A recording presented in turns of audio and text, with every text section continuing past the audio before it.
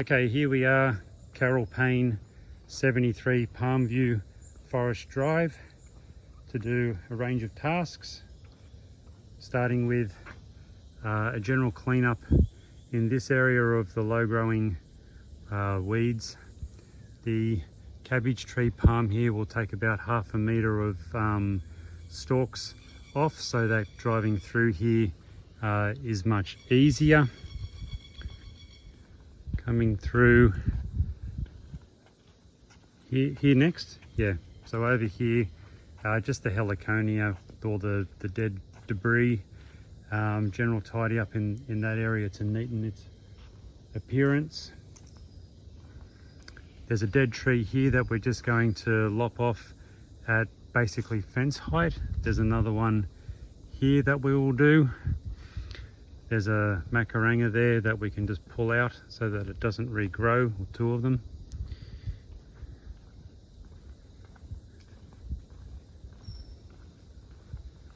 Coming down the driveway in this carport,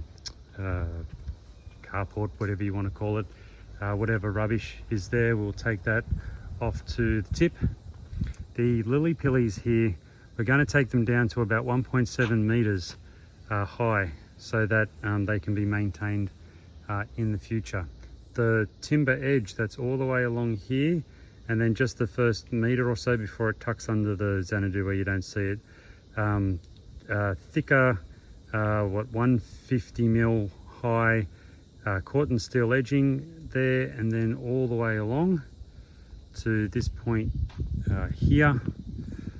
In this garden bed here, we are going to chop down and poison the roots of the 4 lily pilly trees that are there, as they are invasive and there's tanks.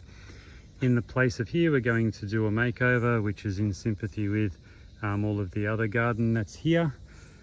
So, you know, we might put in a rubra bromeliad or two, and maybe some smaller growing gingers, grasses, anything that's non-shedding and non-invasive roots, and still keeping access for the water tanks, but also trying to get that balance of minimizing the ugly nature of it. So getting that balance right so that it's maintainable, but not sticking out like a sore thumb.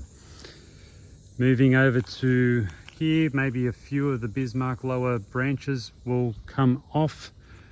Over here, we're looking at cleaning up the right-hand side of any dead vegetation on the heliconia.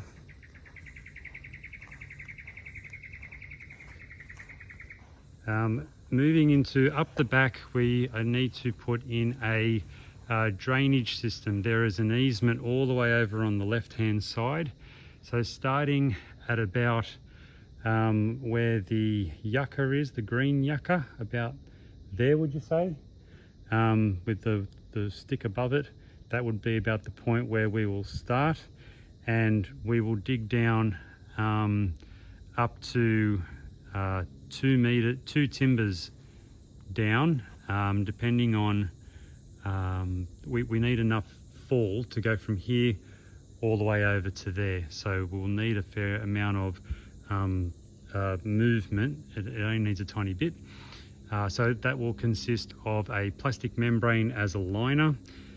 Then we have a geofabric encasing an ag pipe at the bottom of the geofabric, and then gravel, and we pack the ag pipe with gravel inside to finesse it, but most of it would be done with the soil, and then some gravel inside to get the ag pipe exactly right. So the idea is that the water comes down, there will be a bit of a lip that we will create on the timber, so in really heavy rainfall there's a little bit of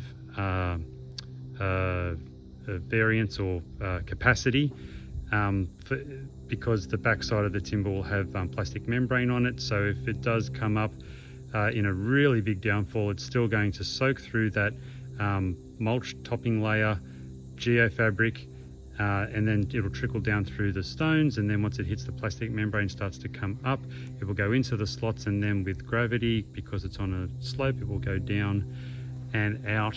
Over on the easement, we are lucky that there is a sloping fence over there, so when it gets to the end, whatever level that pipe is at, we then just come across and out, and then that way it's still falling out over there.